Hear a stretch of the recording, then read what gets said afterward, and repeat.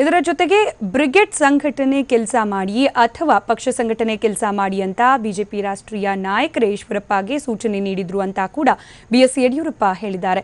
BJP ರಾಷ್ಟ್ರೀಯ ಅಧ್ಯಕ್ಷ ಅಮಿತ್ ಶಾ ಹಾಗೂ ರಾಜ್ಯ ಬಿಜೆಪಿ ಉಸ್ತುವಾರಿ ಮುರಳೀಧರ್ ರಾವ್ ಕೂಡ ಈ ಬಗ್ಗೆ ಮಾತನಾಡಿದ್ದಾರೆ. ಆದರೂ ಅವರು ಸಮಾವೇಶ ನಡೆಸಿದ್ದಾರೆ ಎಂದರು.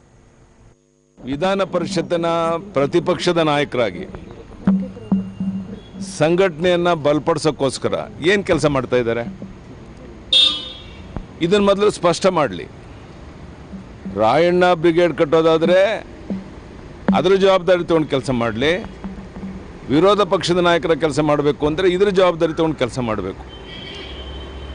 ಹೋದ ಚುನಾವಣೆಯಲ್ಲಿ ವಿಧಾನಸಭೆಯಲ್ಲಿ 4ನೇ ಸ್ಥಾನಕ್ಕೆ ಅವರು ಹೋದರು.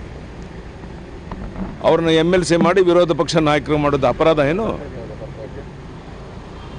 ಯಾವತ್ತು ತಗಡೂರು ಶಿವಣ್ಣ ಮನಬಂದಂತೆ ಮಾತನಾಡ್ತಿದ್ದಾರೆ. ಅವರು ಚುನಾವಣೆಯಲ್ಲಿ 4ನೇ ಸ್ಥಾನಕ್ಕೆ ಹೋಗಿದ್ದರು.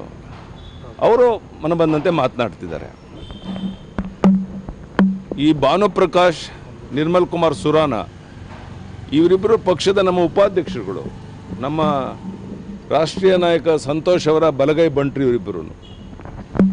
ನಾನು ಕೇಳ್ತೇನೆ, ನಿಮ್ಗೇನಾದರೂ ಸಮಸ್ಯೆ ಇದ್ದರೆ ರಾಜ್ಯ ಪದಾಧಿಕಾರಿಗಳ ಸಭೆಯಲ್ಲಿ ಚರ್ಚೆ ಮಾಡ್ಬೋದಲ್ಲ, ಪರಿಹಾರ ಕಂಡುಕೊಳ್ಬೋದಲ್ಲ.